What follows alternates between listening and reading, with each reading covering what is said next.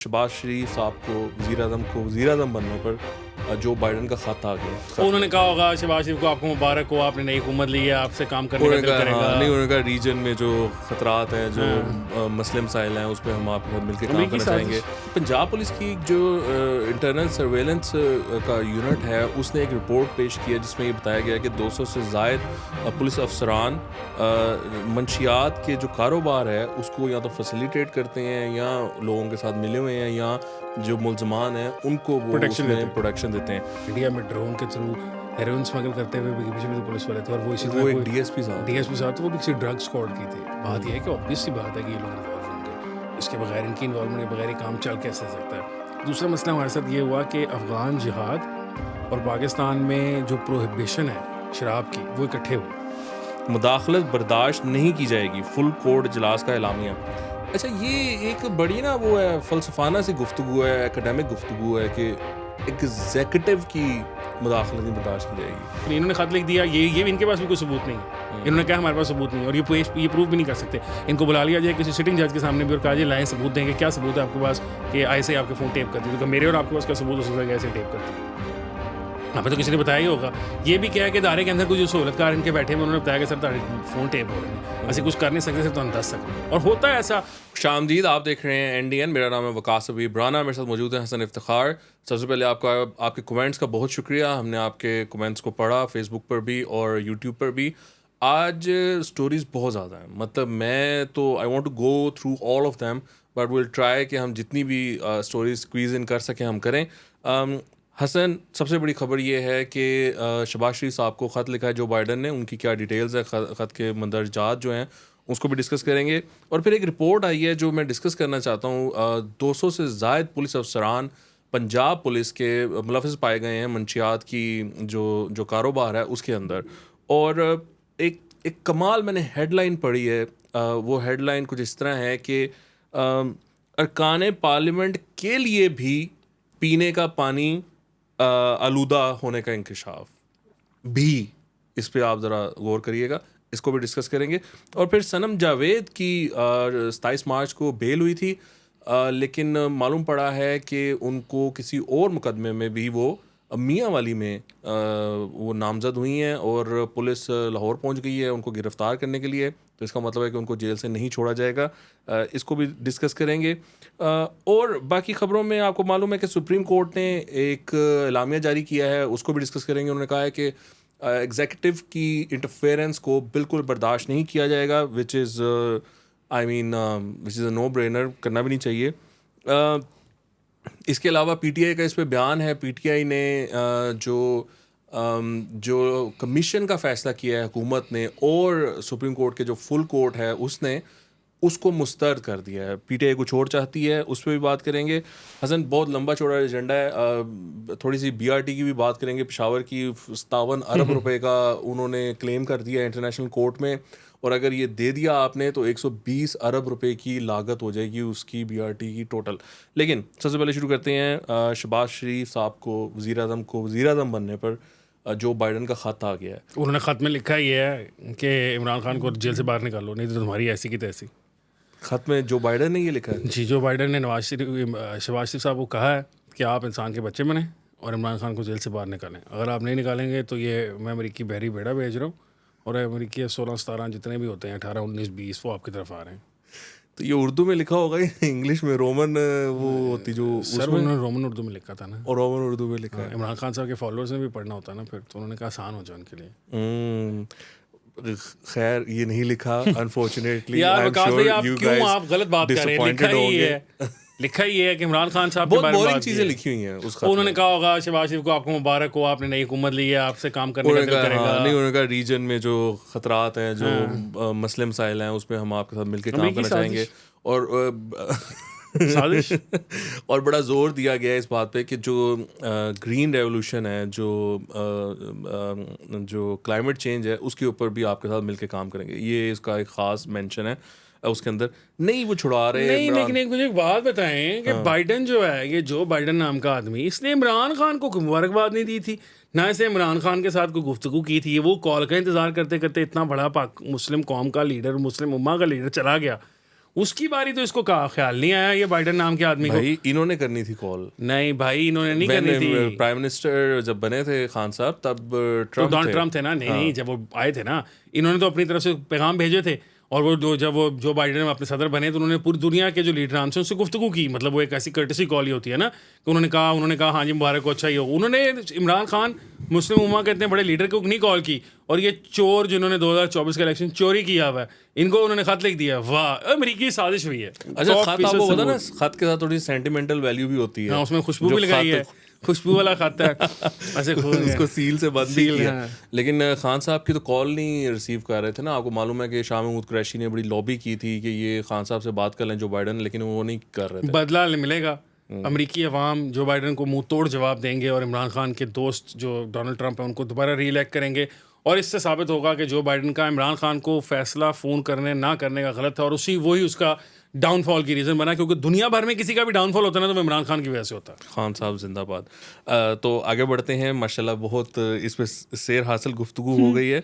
अच्छा, ये पंजाब पुलिस की जो इंटरनल सर्वेलेंस का यूनिट है उसने एक रिपोर्ट पेश किया जिसमें ये बताया गया कि 200 से ज़ायद पुलिस अफसरान मंशियात के जो कारोबार है उसको या तो फैसिलिटेट करते हैं, या लोगों के साथ मिले हुए हैं, या जो मुल्ज़मान हैं उनको वो उसमें प्रोटेक्शन देते हैं।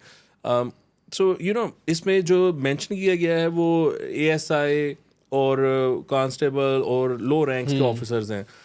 ये बड़ी एक ख़तरनाक मामला है, बिकॉज यू नो मैंने भी कुछ, जब भी मैंने थाने वगैरह का चक्कर लगाया, मैंने हमेशा देखा है कि कोई ना ड्रग्स का मामला ना चल रहा होता है। कोई ना कोई बंदा आया होता है, कोई एक पुलिस वाला दूसरे पुलिस वाले को कह रहा होता है उसको छोड़ दो, उसको जाने दो, ये है, वो एक पूरा सिलसिला चल रहा होता है।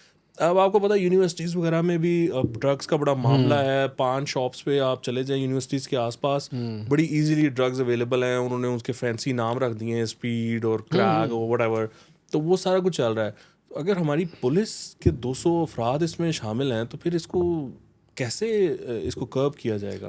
विकास भैया, आपको पता है ना कि अभी पिछले आज से 2-4 महीने पहले की बात है कि वो इंडिया में ड्रोन के थ्रू हेरोइन स्मगल करते हुए पीछे भी तो पुलिस वाले थे, और वो इसी वो एक डीएसपी साहब तो वो भी किसी ड्रग स्क्वाड की थे। बात यह है कि ऑब्वियस सी बात है कि ये लोग इन्वॉल्व होंगे, इसके बगैर, इनकी इन्वॉल्वमेंट के बगैर ये काम चल कैसे सकता है। दूसरा मसला हमारे साथ ये हुआ कि अफ़गान जिहाद और पाकिस्तान में जो प्रोहिबिशन है शराब की, वो इकट्ठे हुए आगे पीछे ही, ठीक है। इवन तो शराब तो भुट्टो साहब जो थे वो बैन कर गए हुए थे, लेकिन उसके ऊपर जो सही क्रैकडाउन हुआ वो ज़िया उल हक साहब के ज़माने में, और साथ ही अफ़गान जिहाद शुरू हुआ था। तो जहाँ वो शराब का जो नशा था उसको ख़त्म किया गया, या रिप्लेसमेंट हुई होनी थी ना किसी चीज़ से, तो वो हेरोइन से हो गई, और वो इसी तरह की और चीज़ों के साथ हो गई। तो वहाँ से हमारी सोसाइटी में एक एंट्री उसकी घुस गई। हमारी सोसाइटी के अंदर अगर कभी किसी ज़माने में रिसर्च हुई, अब तो हमारी ज़िंदगी में तो शायद ना हो, हमारे से बाद में कभी पढ़ा जाएगा, तो उसमें पता चलेगा कि हेरोइन का जो पैसा था उससे जो ये पैसा बनाया गया, मिलियनेयर्स बने, बिलियनेयर्स बने, जो भी बने, उन्होंने फिर इन सारे लोगों को ख़रीदा ना, पुलिस वालों को ख़रीदा, सरकारी एहलकारों को ख़रीदा। अब वो हेरोइन से मामला आगे आइस, और ये जो आप बता रहे हैं स्पीड, और इसके से ऊपर की चीज़ों पर चलता जाएगा, ठीक है। ये ऐसी ड्रग्स हैं जिनके प्रिकर्सर जो हैं वो आप चाइना से इंपोर्ट कर सकते हैं दवाइयों के नाम पे, ठीक है। तो शायद पाकिस्तान में वो बन भी नहीं हो। इस तरह ही बहुत सारे जो हॉर्स ट्रैंकुलाइजर्स हैं, कैटामिन है, इस किस्म की चीज़ें हैं, वो तो जब हम यूनिवर्सिटी में होते थे तो तब से ही इस्तेमाल की जानी शुरू हो गई थी। तो ऑब्वियसली अब उस बात को भी 20 साल 18 साल हो गए हैं, तो उससे आगे चली गया होगा मामला।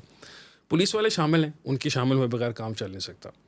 लेकिन इसमें मेरा जो पर्सनल, आपने वो कहा ना ASI और इस रैंक के लोग, मेरा अपना ये ख्याल है कि हिस्सा तो शायद वो ऊपर वाले अफसरों को भी मिलता ही होगा, ठीक है, लेकिन वो मतलब उतना हैंड्स ऑन उस पर इंटरेस्ट नहीं लेते होंगे, क्योंकि ऑब्वियसली अगर एज ए पुलिस ऑफिसर आपने माल कमाना है तो बहुत सारे जरिए हैं। तो आई एम श्योर कि बहुत सारे जो होते होंगे वो कहते होंगे यार ड्रग्स से ना ही कमाएं, हम जुए से कमा सकते हैं हम, या मैं ये नहीं कह रहा कि वो कमा रहे हैं, या जो तरीकाकार है उसमें और बहुत सारे एवेन्यूज़ होते हैं जहाँ पैसे कमाए जा सकते हैं। शायद डायरेक्ट बड़ी आशीर्वाद जो है ना वो टॉप अफसरों की ना हो, लेकिन छोटों के साथ तो चलता रहता है। ये इसमें हमारी जो नई चीफ मिनिस्टर है पंजाब, क्रैकडाउन चल रहा है पंजाब, मरियम नवाज शरीफ साहिबा को, आई थिंक ये एक जिम्मेदारी है उन पर कि वो इसके ख़िलाफ़ सख्त से सख्त कार्रवाई करवाएं। बिकॉज ये जो मामला है ना कि ये जो निचले लेवल पे ये काम होता है ना Hasan, it's very dark. Because पता है क्या, जब आप उनको ये अलाउ करते हो ना कि वो ये वाला काम कर लें, तो वो क्या होता है कि वो एक अजीब सा धंधा चला हुआ है। नहीं, आपको पता ना हफ्ते का एक कल्चर है, बिल्कुल है। आप अगर दहशतगर्द या क्रिमिनल एलिमेंट को कंट्रोल कर लेते हैं ना, तो वो क्या होता है कि वो पुलिस वाले शुरू कर देते हैं यानी हर दुकान से 10 बजे के बाद दुकान खुली रखने के लिए पैसे लिए जाते हैं। आपने कोई और आप पे कोई कानून आया ना नया कि जी आपने मास्क पहनाने हैं या आपने दुकान का शटर बंद रखना है या व्हाटएवर, जो भी छोटी से छोटी बात है करने के लिए आप पैसे खिलाते हैं, वो कानून इम्प्लीमेंट होता नहीं है, बनता वो इसलिए यूज होता है। कानून बनता इसलिए पुलिस वाले जो है ना वो पैसे खा सर, ये तो मैं या फिर सिविल एडमिनिस्ट्रेशन है वो भी रिश्वत पैसे खाने का खाते हैं। पाकिस्तान में कानून बनाए इसलिए जाते हैं कि रिश्वत का एक नया एवेन्यू खोल दिया जाए। ये जी ये मामला है। पाकिस्तान में है। अच्छा, दूसरी बात ये कि इसमें खतरनाक सबसे बात जो है ना वो क्या है, जो कॉलेजेस हैं या यूनिवर्सिटीज़ हैं वहाँ पे मुझे समझ आ सकती है दुनिया भर में जब एक एज होती है स्टूडेंट्स की उल्टी सीधे काम करने की, तो तजर्बाती तौर पर लोग बहुत सारे काम करते होंगे। ख़तरनाक बात जो है ना वो ये है कि मैट्रिक से नीचे जो स्कूल्स हैं वहाँ पर ये जो चीज़ें इस किस्म की बिक रही, क्योंकि that is not a time when a child can make, खैर 18 साल का बच्चा भी कोई इतना अच्छा डिसीजन नहीं कर सकता, पर 13, 14, 15 साल के बच्चे जो है ना उनके तो बिल्कुल कोई उस तरह के डेवलप माइंड्स नहीं। और खुदा ना खासा अगर वो सुगर नशों के ऊपर लग जाएंगे और इस तरह के हार्ड नशों पर लग जाएंगे, ये कोई सॉफ्ट नशे नहीं है, ये जो सब के सब आई थिंक उसको 2-3 साल मिलना है इस काम के लिए तो बहुत ईजी है। वो 2-3 साल में उसको होश ही नहीं आना, खत्म हो 2-3 जाएगा। साल सर मसला ये मैं आपको बता रहा हूँ ना कि अगर आप शराब पीते हैं तो शराब will kill you over 30 years। आपके लिवर को डैमेज करना है उसने जो करना है, it will take long while, ठीक है। इस तरह आप सिगरेट पीते हैं, कोई और चीज़ें करते हैं, that will also kill you बड़ा टाइम पे। ये हेरोइन हो गई, ये स्पीड हो गई, ये आपको ख़त्म कर देती हैं, अंदर से खोखला कर देती हैं, ये केमिकल नशे जितने भी हैं, ठीक है। और बहुत जल्दी पाकिस्तान में मसला ये है कि ये जो सारे नशे हैं ना इनकी अवेलेबिलिटी सस्ते नशों के हिसाब से, ठीक है, मतलब तेजी से ये खत्म करते हैं as compare to other. Math है, फलाने हैं, ढमकाने हैं, ठीक है।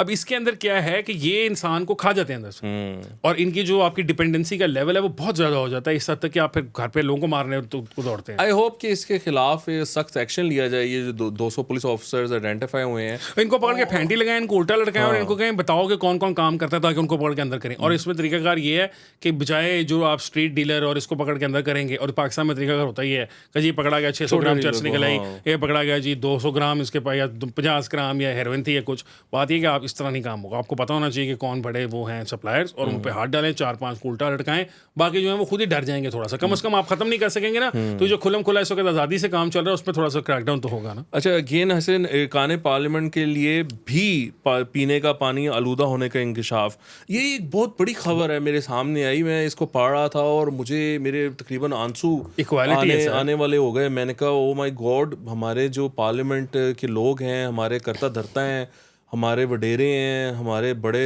ताजर हैं, रियल स्टेट के किंग पेन्स हैं, उन लोगों को भी पानी नहीं साफ मिल रहा। सर इक्वालिटी है ना, बराबरी है। और आपको मैं डिटेल्स बताऊं, जो पार्लियामेंट लॉजेस हैं ना जहाँ पर वो रहते हैं, उसके जो छत पे टैंक्स हैं और नलकों से जो पानी आ रहा है, और 1-2 और उन्होंने उसको स्पेसिफाई किया है, उसका पानी यूजेबल नहीं है। वहाँ पर कोई एक मेजर प्लांट लगा हुआ है जिससे कि वो पानी को वो ट्रीटमेंट होती है, वो वाला ठीक है, लेकिन बाकी जो पानी है वो सही नहीं आ रहा। तो भाई ये खबर है, मतलब पूरे पाकिस्तान में ख़राब पानी है। नहीं यार, आप देखें वो हमारे कौमी असम्बली के मेंबरान जो हैं वो भी तो कुर्बानी दे रहे हैं ना। पता तो चलना चाहिए कि वो भी बराबरी के ऊपर हैं, पाकिस्तान के अवाम के साथ बराबर कंधे से कंधा मिलाकर गंदा पानी पीने में खड़े हैं।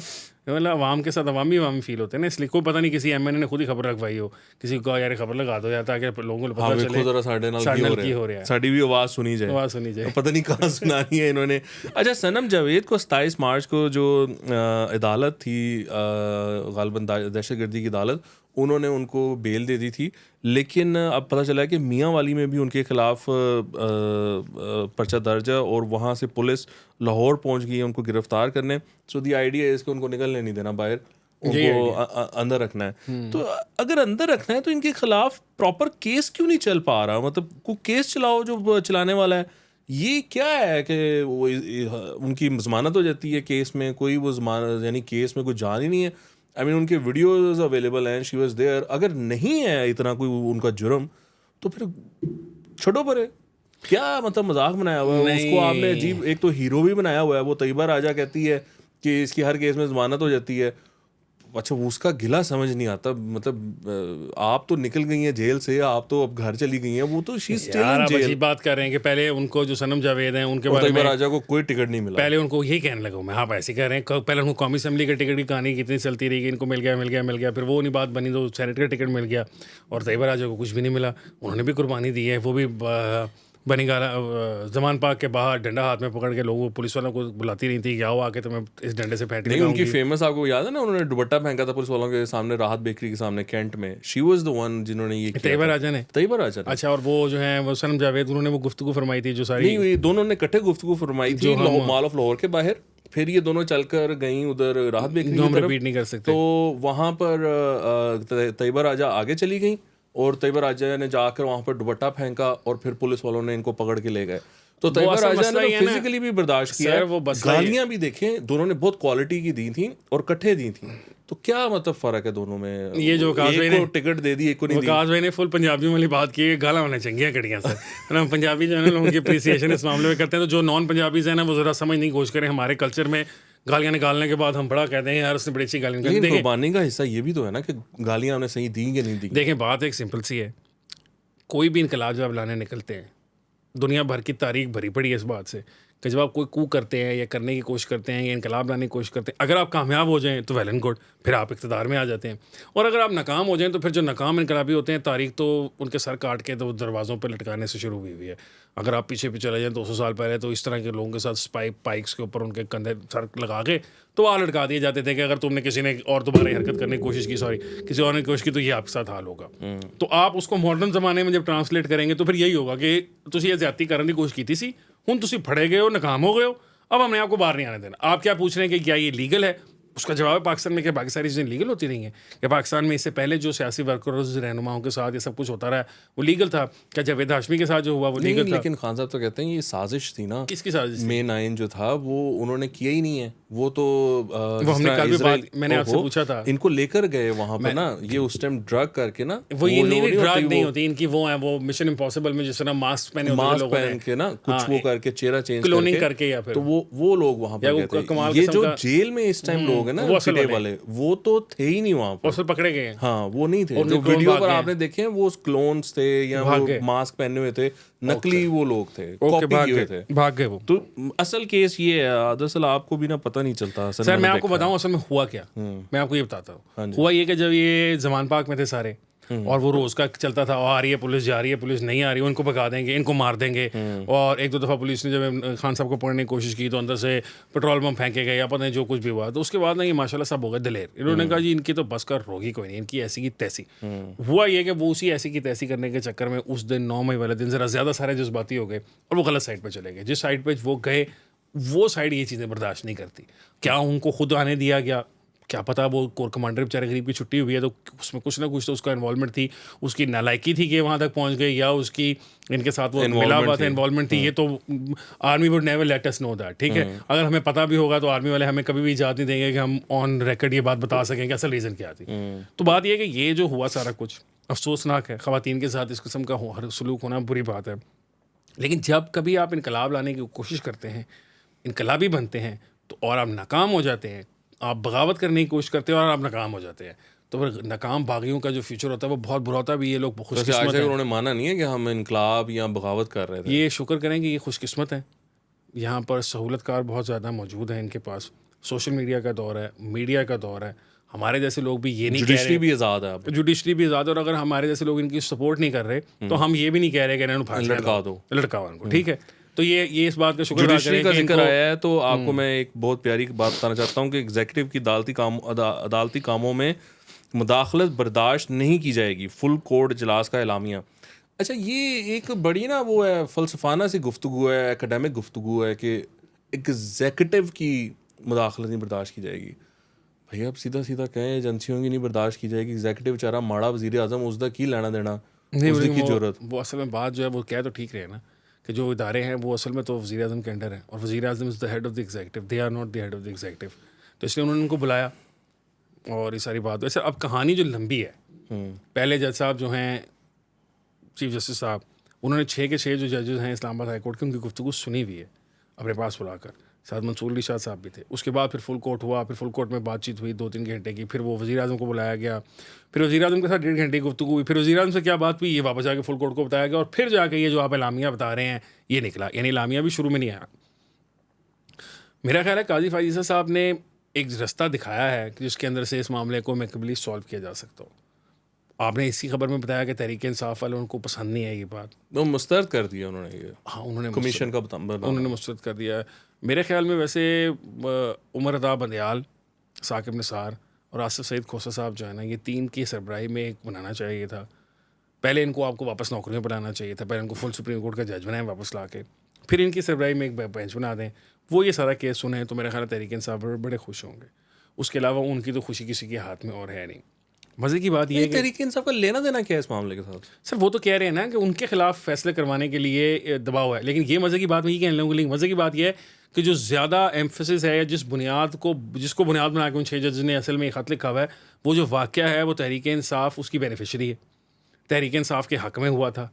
और जो जज को हटाया गया था वो अपने मुंह से बता रहा है कि तहरीक इंसाफ के जो सबसे बड़े सियासी मुखालिफ थे उस वक्त के वज़ीर आज़म नवाज शरीफ साहब, उनको और उनकी बेटी को सजा देने की साजिश थी, जो ISI करवा रही थी, सॉरी शौकत सिद्दीकी वो करवा रही थी, और जनरल फैज़ हमीद मेरे पास आए। बात यह है कि ये इसके अंदर से इससे पहले कि आज क्या प्रेशर डल रहा है या नहीं डल रहा, जब कभी भी इस केस की अगर एक्चुअल कोई इंक्वायरी होनी शुरू होगी तो बात वहाँ चली जाएगी, ठीक है, और वहाँ से PTI को कुछ नहीं मिलेगा, क्योंकि फिर तो और मामलात, हम तो जैसे लोग तो पहले हम तो मतलब हम क्या बहुत सारे लोग पहले व्हाट्सएप जुडिशरी, फिर वो जस्टिस साहब जो फौत हो गए हैं अरशद मलिक साहब, उनका बयान, ये सारी चीज़ें हो चुकी हुई हैं ना। इससे पहले ये कोई नई बात तो नहीं, इन्होंने खत लिख दिया, ये भी इनके पास भी कोई सबूत नहीं है, इन्होंने कहा हमारे पास सबूत नहीं है, और ये प्रूव भी नहीं कर सकते। इनको बुला लिया जाए किसी सिटिंग जज के सामने भी और कहा जाए लाएं सबूत देंगे, क्या सबूत है आपके पास कि ISI आपके फ़ोन टेप करती है, तो मेरे और आपके पास क्या सबूत हो सकता है कि ऐसे टेप करती है? हमें तो किसी ने बताया ही होगा। ये भी क्या है कि इदारे के अंदर कुछ जो सहूलतकार इनके बैठे हैं, उन्होंने बताया कि सर तुम्हारे फ़ोन टेप हो रहे हैं, ऐसे कुछ कर नहीं सकते सर, तो हम 10 सकते हैं। और होता है ऐसा, सिर्फ इन्हीं के साथ नहीं होता। मैं आपको ये बताऊं कि एक ज़माने में मियां नवाज शरीफ साहब के भी सहूलतकार हुआ करते थे इदारों में। तो नहीं, सदर पाकिस्तान सागडार कह रहा हूँ, गुलाम साग खान जो है वो उनकी हुकूमत बरतरफ करते हैं तो उनको अदालत जो है बहाल कर देती थी, ठीक है। ये एक तरीकाकार रहा है उनका। एक ज़माने में होल्ड होता था, एक ज़माने में उनसे मोहब्बत रखने वाले, चाह रखने वाले लोग आला उहदों पे बैठे होते थे, कुछ खुद पहुंच जाते थे कुदरत के निज़ाम के तहत, कुछ को नवाज साहब खुद लगा देते थे। इसी तरह अब एक टाइम बदल गया है, इमरान खान साहब की मोहब्बत और चाहत में गिरफ्तार लोग हैं।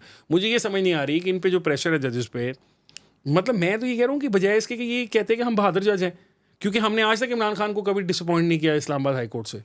मतलब क्या कौन सा प्रेशर है कि इमरान खान जो हैं वो 37 लाख की रोटी खा जाते हैं 6 महीने में, उनको ट्रेडमिलें लेके दी गई हैं, दिन में वो 6 बंदों से मीटिंगें कर रहे हैं, देसी घी के बकरे खा रहे हैं, और ये सब कुछ इसलिए हो रहा है क्योंकि जेल की दीवारें गिराई गई। और ये सब कुछ इसलिए हो रहा है क्योंकि इस्लामाबाद हाई कोर्ट रोज़ उनके हक में एक फैसला करती है, कि रोज़ उनको एक रिलीफ ऑर्डर दिलाती है। अभी 11 लोगों को इजाज़त दी है उनसे मिलने की। तो इनमें क्या फिर इनके साथ क्या मतलब, ये अगर प्रेशर के साथ ये कुछ करे तो आप ये सोचें कि अगर इन पे कोई प्रेशर ना हो ISI का या इदारों का, तो ये कहाँ पहुंच जाएंगे, ये क्या करेंगे?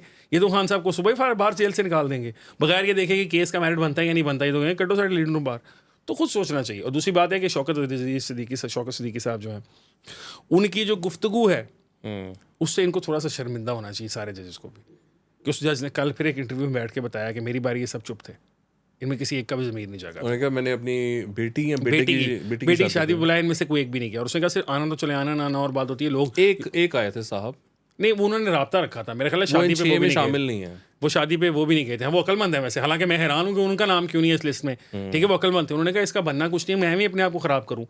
मियां गुल हसन औरंगज़ेब की बात हो रही है, वो गए, उन्होंने राब्ता रखा, लेकिन शादी मेरे ख्याल वो भी नहीं गए, कोई नहीं गया। उन्होंने कहा कि शादी पे चलो कोई नहीं भी लोग आ सकते हैं ना, कोई मैसेज करके लोग माजरत कर लेते हैं कि सॉरी यार हम नहीं आ पाएंगे या कुछ। तो मेरा बाकायदा उन्होंने कहा कि मेरा सोशल बॉयकॉट किया गया था, ठीक है। उस वक्त अतर मैनुल्लाह साहब बेनिफिशरी थे, उस वक्त आमिर फारूक साहब बेनिफिशरी थे, उस वक्त मोहसिन कैनी साहब बेनिफिशरी थे। अब सवाल ये है ना कि जब आप खुद बेनिफिशरी थे एक चीज़ के, और एक आपकी आंखों के सामने वाक़या हो रहा था और एक शख्स को निकाला जा रहा था, और उसको नौकरी से इस बात पर निकाला गया कि उसने यही इल्ज़ाम लगाया था, पब्लिकली खड़े होकर इन्होंने एक लेटर के थ्रू लगाया जो कि पब्लिक कर दिया। इन 6 के 6 जजेस ने एक लेटर लिखा चीफ जस्टिस को या सुप्रीम जुडिशल काउंसिल को, जो इन्होंने इनमें से किसी एक ने लीक किया मीडिया के ऊपर। कैसे मीडिया के ऊपर आ गया? सुप्रीम जुडिशल काउंसिल ने मीडिया को बताया कि हमें खत मौसूल हो गया। हमें ये नहीं मालूम कि कैसे लीक हुआ, हम अज्यूम कर लेते हैं ना। और दूसरे जज को इसी बात की सजा दी गई कि उसने खड़े होकर एक पब्लिक गैदरिंग में ये सारी बातें कर दी, जो कि उसको कहा गया कि आपका ओथ था वो आपको रोकता था ये काम करने से। उस शख्स को ये अलार्म बेल्स बजाने पर नौकरी से निकाल दिया गया, और ये 6 के 6 जो है उसी को नौकरी से निकाले जाने के और उसी को बहाली करने के ऊपर इस्तेमाल करके अपना फ़ायदा करना चाहते हैं, अपने सियासी रहनुमा को फ़ायदा पहुंचाना चाहते हैं। जिसको फ़ायदा पहुंचाते हुए जब उसको निकाला था तो इनमें से कोई नहीं बोला था। बेसिकली आप कह रहे हैं कि ये इतना सिंपल मामला नहीं है, जो दिख रहा है सिर्फ वो नहीं है, इसके सर पीछे ये और बात भी यह है मामला कि इस वक्त PTI के बारे ये खाता है कि वो उस पर सिर्फ पॉइंट स्कोरिंग कर ले। उन्होंने जो एक शो डालना था वो डल गया, जो कंटेंट क्रिएट होना था वो हो गया है, जो डाउट क्रिएट होना था, पानी को गदला करना होता है, वो गदला हो चुका है पानी, ठीक है, उनका काम बन गया। अब इसमें से कुछ ना निकले, कुछ नहीं फ़र्क पड़ता। वो कहेंगे देखें अब तो 6 जजेस ने भी लिख दिया था कि यहाँ पे हमें ऐसे इन्फ्लुएंस करिए। वो ये नहीं कह रहे, बताएंगे कि एक जज पहले निकाला जा चुका है इसी इस्लामाबाद हाई कोर्ट का, इसी तरह की बातें करता हुआ, उसके हक में किसी ने आवाज़ नहीं उठाई। इमरान खान साहब ने वापस आके बहाल नहीं उनको कर दिया कि ये जज जो है इसको वो तो ज़्यादती हुई। बेनिफिशरी थे उसके, खान साहब। तो थे ना, जब बात फिर वही आ गई कि जब मैं बेनिफिशरी हूँ, जब तक साकिब निसार मेरे हक में फैसले दे रहा है, तो अगर जुडिशरी को ISI का कर्नल आकर चला रहा है तो कोई मसला नहीं है। अगर एहतसाब कोर्टों के अंदर ISI का कर्नल कापी लेके बैठा हुआ है फैसले दिलाने के लिए, तो कोई मसला नहीं है। उन्होंने बंदयाल को सीधा कर लिया था। जस्टिस बंदयाल ने रात को 12 बजे कोर्ट खोली थी, आपको याद है, जब इमरान खान साहब को नो कॉन्फिडेंस मोशन के थ्रू निकाला गया था, तो उन्होंने एक कैंपेन चलाई थी कि रात को अदालत क्यों खोली। हाँ।